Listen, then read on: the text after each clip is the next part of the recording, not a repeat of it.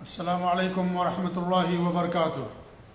الحمدللہ رب العالمین، واشهد ان لا الہ الا اللہ وحدہ لا شریک لہ، واشهد ان محمدا عبدہ ورسولہ، بلغ الرسالہ وادى الامانہ ونصح الامہ وترکها علی البیضاء لیلها كنہارها لا یزیغ عنها الا هالک، صلی اللہ علیہ وعلی آلہ وعلی اصحابہ ومن اہتدى بہدیہ واستنى بسنتہ وسار علی نہجہ الی یوم الدین، وبعد۔ معزز ناظرین و مشاہدین و سامعین و سامعات و مشاہدات، بڑے گناہوں کی پہچان کا سلسلہ میں نے شروع کیا تھا۔ اب تک اس کے 12 دروس ہو چکے ہیں، یا 12 پہچان اور علامتیں ہم نے بیان کی ہیں 16 دروس میں تقریباً۔ آج بڑے گناہوں کی ایک اور پہچان ہم آپ کے سامنے بیان کرنا چاہتے ہیں، اور یہ علامت نمبر 13 ہوگی۔ اس سے پہلے 12 علامتیں آپ کے سامنے بیان ہو چکی ہیں۔ وہ کیا علامت ہے کہ جن گناہوں کے بارے میں یا جن امور اور خصلتوں کے بارے میں یہ کہا گیا ہو کہ وہ جاہلیت کے امور میں سے ہے یا جاہلیت میں سے ہے، تو اس کا مطلب یہ ہے کہ وہ بھی بڑا گناہ ہے۔ جن گناہوں کے بارے میں یا جن چیزوں کے بارے میں یہ کہا جائے کہ جاہلیت کی چیزوں میں سے ہے، جاہلیت کے امور اور خصلتوں میں سے ہے، تو اس کا مطلب یہ صاف ہوتا ہے کہ یہ بڑا گناہ ہے، کیونکہ اس کا چھوڑنا ہمارے لیے واجب اور ضروری ہے۔ یوں تو بہت ساری چیزیں ہیں جو جاہلیت کے امور میں سے ہیں، اور بڑے افسوس کی بات یہ ہے کہ آج ہمارے بہت سارے مسلمان بھائیوں کے اندر ان میں سے بہت ساری چیزیں پائی جاتی ہیں۔ بہت ساری چیزیں ہیں، ان تمام چیزوں کا تذکرہ تو ہم آپ کے سامنے آج کے مختصر سے درس میں نہیں کر سکتے۔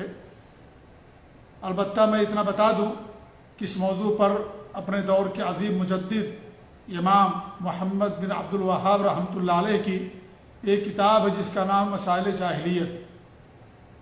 اس کتاب کے اندر انہوں نے تقریباً 100 مسائل بیان کیے ہیں، یا 100 امور بیان کیے ہیں جو زمانے جاہلیت کی ہیں۔ مسائل جاہلیت مختصر سی کتاب ہے، ہیڈنگ اس میں سمجھ لیجئے آپ نے صرف عناوین لکھ دیے ہیں، اور الحمدللہ اس کتاب کی بہت سارے علماء نے شرح بھی کی ہے، اور ہمارے جبیل دعویٰ سینٹر میں شیخ ابو زید ضمیر حفظہ اللہ کا بھی دورہ اس کتاب پر ہو چکا ہے، اور کئی دنوں تک لگاتار انہوں نے اس کی شرح کی ہے اور اس پر درس دیا ہے ہمارے جبیل دعویٰ سینٹر کے اندر۔ تو اس کتاب کے اندر انہوں نے 100 مسائل بیان کیے ہیں جو زمانے جاہلیت کے میں سے ہیں، اور بدقسمتی اور افسوس کی بات یہ ہے کہ آج بہت سارے مسلمانوں کے اندر پائی جاتی ہیں۔ اس کے حوالے سے ایک حدیث میں آپ کے سامنے پیش کروں گا۔ اس حدیث میں آپ نے 4 چیزیں بیان کی ہیں۔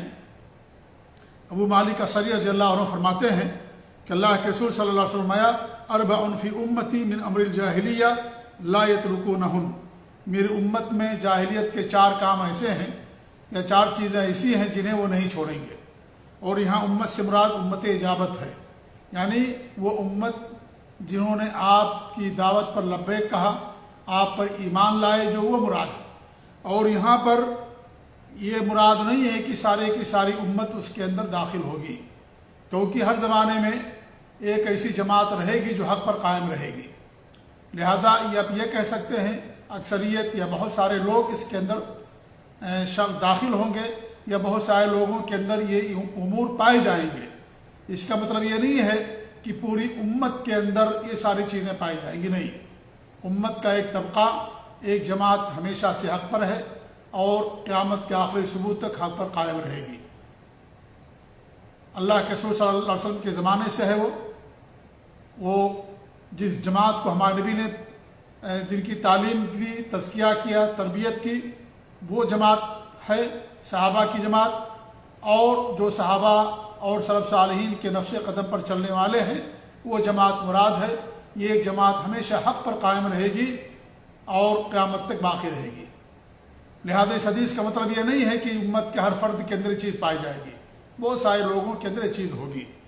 پہلی چیز ہمارے نبی نے کیا فرمایا، الفخر فی الاحساب، دوسروں کے حسب و نسب اور خاندانی، الفخر فی الاحساب، حسب و نسب پر فخر کرنا، یعنی اپنے خاندان پر فخر کرنا، حسب و نسب پر انسان کا فخر کرنا، یہ چیز باقی رہے گی۔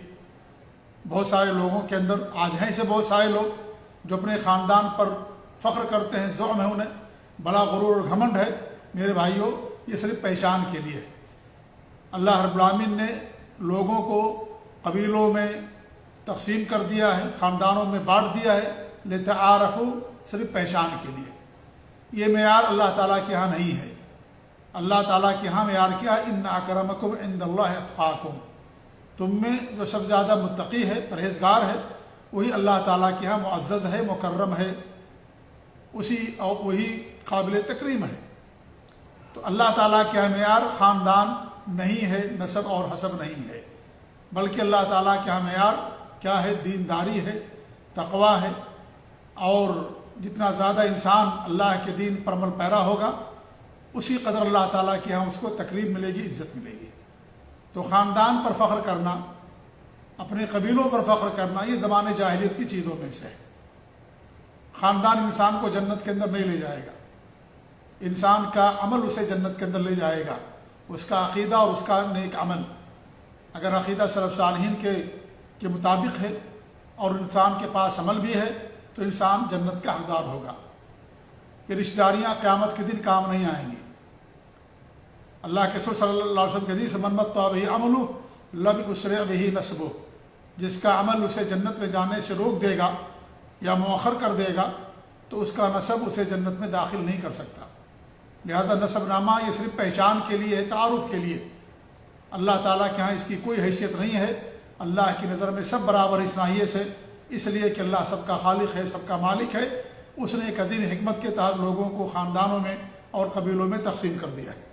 دوسری بات ہمارے نبی نے فرمائی وَالطَّعْنُ فِي الْأَنْسَابِ، دوسروں کے نسب و خاندان میں عیب اور نقص نکالنا، تانا زنی کرنا، اپنے خاندان پر فخر کرنا، دوسروں کے بارے میں تانا زنی کرنا، کیڑے نکالنا، ان کی تحقیر کرنا، ان کی ہجو کرنا، ان کو معمولی سمجھنا، اور ان کے اندر عیب نکالنا اور عیب دلانا کہ تم فلاں خاندان کے ہو، تم فلاں قبیلے سے ہو۔ یہ زمانے جاہلیت کی چیزوں میں سے ہے۔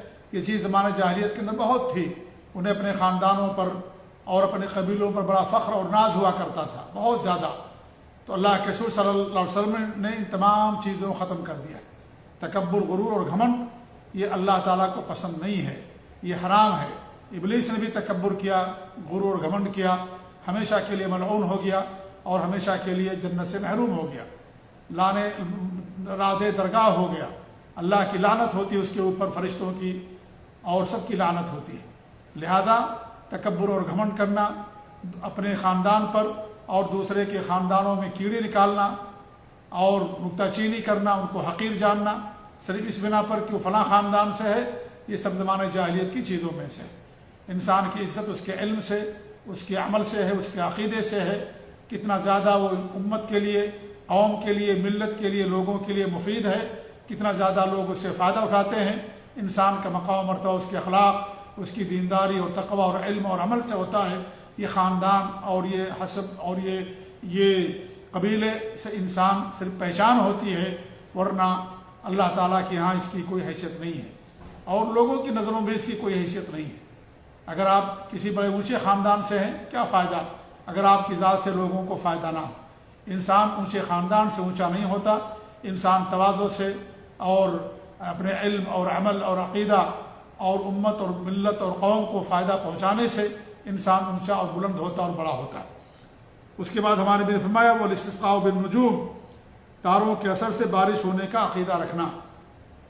یہ بھی زمانے جاہلیت کے اندر تھا کہ جب تارا کسی برج کے اندر جاتا تھا تو سمجھتے تھے کہ اب بارش ہوگی۔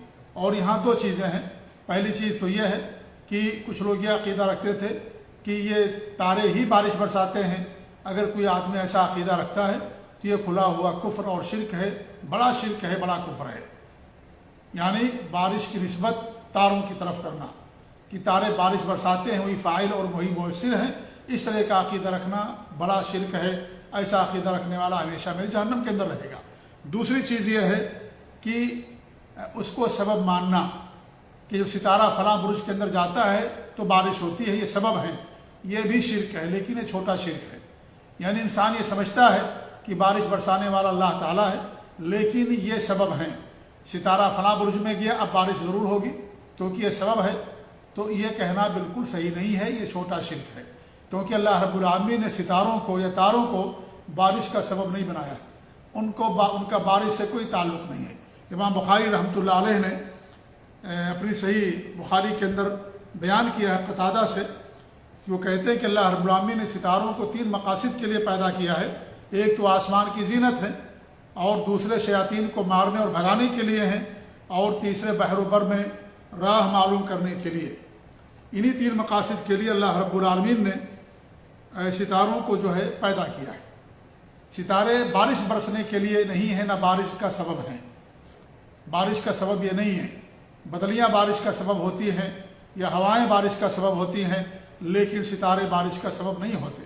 اس لیے عقیدہ رکھنا کہ ستارے بارش کا سبب ہیں، ان کے ذریعے سے بارش ہوتی ہے، یہ عقیدہ رکھنا شرک ہے، اور اسے چھوٹا شرک کہا جاتا ہے۔ یعنی انسان کا یہ عقیدہ ہو کہ بارش اللہ برساتا ہے، لیکن یہ سبب ہیں، تو یہ کیا ہے؟ یہ اللہ نے اس کو سبب نہیں بنایا، اور جسے اللہ نے سبب نہیں بنایا اگر انسان اسے سبب بناتا ہے تو اللہ تعالیٰ کے ساتھ چھوٹے شرک کا ارتکاب کرتا ہے۔ چھوٹا شرک کرنے والا کیا اس کی مغفرت ہوگی؟ کیا وہ اللہ تعالیٰ کی مشیت کے تحت ہے؟ اس کے بارے میں علماء کے 2 اقوال ہیں۔ ایک قول تو یہ ہے کہ اللہ تعالیٰ کی مشیت کے تحت اللہ تعالیٰ چاہے تو معاف کر سکتا ہے، جبکہ امام ابن تیمیہ رحمۃ اللہ علیہ کا قول یہ ہے کہ نہیں، چھوٹا شرک کرنے والا بھی جہنم کے اندر جائے گا، کیونکہ اللہ رب العالمین نے کیا فرمایا؟ ان اللہ لا یغفر ان یشرک بہ ویغفر ما دون ذلک لمن یشاء۔ اللہ اس کی مغفرت نہیں کرے گا جس نے شرک کیا، اور یہ چھوٹے بڑے شرک دونوں کو شامل ہے، لہذا چھوٹا شرک کرنے والا بھی جہنم کے اندر جائے گا۔ یہ اور بات ہے کہ ہمیشہ میں جہنم میں نہیں رہے گا، اللہ اسے نکالے گا، جتنی سزا اللہ نے اس گناہ کی مقرر کی ہوگی اتنی سزا پا جانے کے بعد اللہ تعالیٰ اس کو جہنم سے نکالے گا، لیکن وہ ضرور جہنم کے اندر جائے گا اگر اس نے توبہ نہیں کیا تو۔ ایک اس کا قول ہے، امام ابن تیمیہ رحمۃ اللہ علیہ کا قول ہے، اور یہی قول زیادہ راجح سمجھ میں آتا ہے۔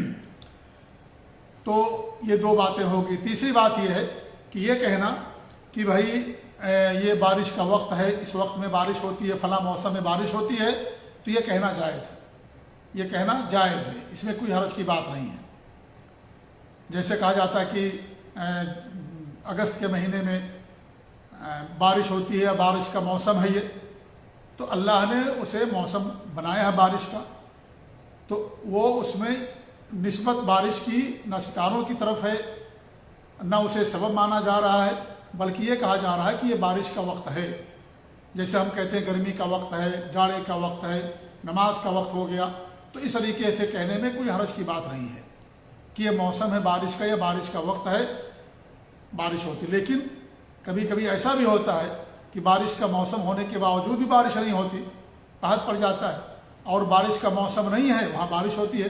ابھی آپ دیکھیے سعودی عرب کے اندر 2-3 دنوں سے الحمدللہ خوب بارش ہو رہی ہے، پورے سعودی عرب کے اندر کافی بارش ہوئی الحمدللہ، پوری رات بارش ہوئی، پورا دن بارش ہوا، اس طریقے سے بارش ہوگی کہ کافی بارش ہوئی۔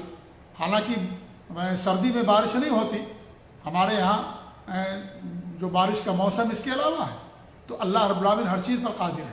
تو آپ یہ کہہ سکتے ہیں کہ بارش کا موسم ہے، اس میں بارش ہوتی ہے، لہذا ہمیں یہ کہنا چاہیے کہ اللہ تعالیٰ کے فضل و کرم سے بارش ہوتی ہے۔ لہذا یہ ستاروں کی طرف نسبت کرنے کا 3 مسئلہ میں نے آپ کے سامنے بیان کیا، اسے یاد رکھیے، اور یہ بہت قیمتی باتیں ہیں جو آپ کو بڑے اختصار کے ساتھ بتا دی جاتی ہیں۔ پہلی بات یہ ہے کہ ایجاد کی نسبت ستاروں کی طرف کرنا، کہ بارش کے موجد ہیں ستارے، ان کے یہ بارش کرتے ہیں، یہ فاعل ہیں، یہی بارش برسانے والے ہیں، یہ شرک ہے، بڑا کفر ہے، اس کے بارے میں کوئی اختلاف کی بات نہیں۔ نمبر 2، ستاروں کی طرف بارش کی نسبت کرنا، یہ چھوٹا شرک کہلاتا ہے۔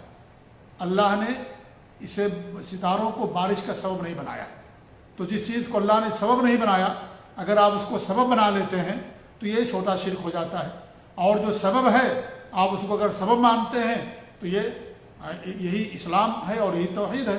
جسے دعاؤں کو اللہ نے کیا بنایا ہے؟ سبب بنایا ہے شفا کا، تو آپ کہتے ہیں کہ اللہ کے فضل سے دوا کے ذریعے ہمیں شفا ملی، الحمدللہ۔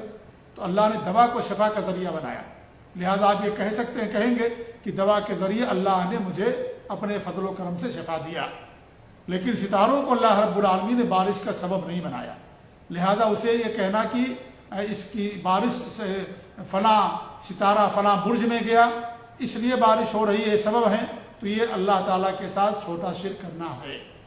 اور تیسری بات یہ کہنا کہ بھائی بارش کا موسم ہے، یہ اس وقت میں بارش ہوتی ہے، تو یہ کہنا بالکل جائز ہے، کیونکہ اس میں بارش کی نسبت کسی کی طرف نہیں کی گئی ہے، نہ ستاروں کی طرف کی گئی ہے، نہ ستاروں کو سبب بنایا گیا ہے، اور نہ یہ کہا گیا ہے کہ ستارے ہی بارش برسانے والے، لہذا یہ کہنا جائز ہے۔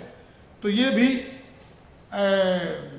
امت کے اندر یہ چیز باقی رہے گی، جیسا کہ ہمارے نبی صلی اللہ علیہ وسلم فرمایا، اور میں نے بتایا کہ ہر شخص کے اندر نہیں بلکہ بہت سارے لوگوں کے اندر یہ چیز باقی رہے گی، اور یقیناً آج یہ ہمارے معاشرے کے اندر یہ چیزیں پائی جاتی ہیں۔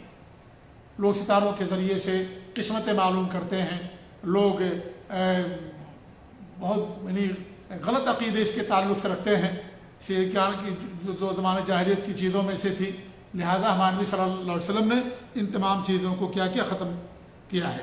اور چوتھی چیز ہمارے نبی نے فرمائی والنیاحہ، اور نوحہ کرنا۔ نوحہ کرنا، نوحہ کیا ہے؟ کسی کی وفات پر ماتم کرنا، نوحہ کرنا، گریبان چاک کرنا، اور کپڑے پھاڑنا، اور رخسار پیٹنا، اور یہ ساری چیزیں کرنا، شور مچانا، ہنگامہ کرنا، چیخنا چلانا، سب کیا ہے؟ یہ سب زمانے جاہلیت کی چیزوں میں سے نوحہ کرنا، ماتم کرنا، یہ ساری چیزیں حرام ہے ایسا کرنا۔ اللہ کا فیصلہ آ گیا، کسی کی موت آ گئی، ہو گئی، اللہ نے ہر انسان کی عمر لکھی ہے، ہر انسان کی عمر اللہ رب العالمین نے متعین کر دی ہے۔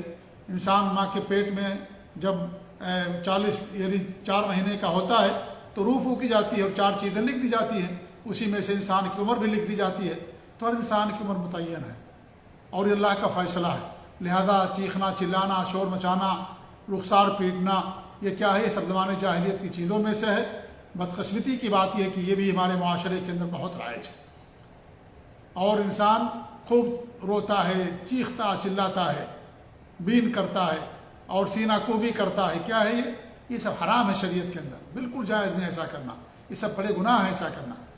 انسان کو صبر کرنا چاہیے، اللہ کا فیصلہ ہے، پوری دنیا والے بھی اگر مل جائیں گے تو اللہ کے فیصلے کو نہیں ٹال سکتے، اور انسان صبر کرتا ہے لیکن بعد میں کرتا ہے، بعد میں صبر کرنے سے کوئی فائدہ نہیں۔ اللہ کے رسول صلی اللہ علیہ وسلم کی حدیث ہے بخاری کی، انما الصبر فی الصدمۃ الاولی، پہلی بار انسان صبر کرتا ہے۔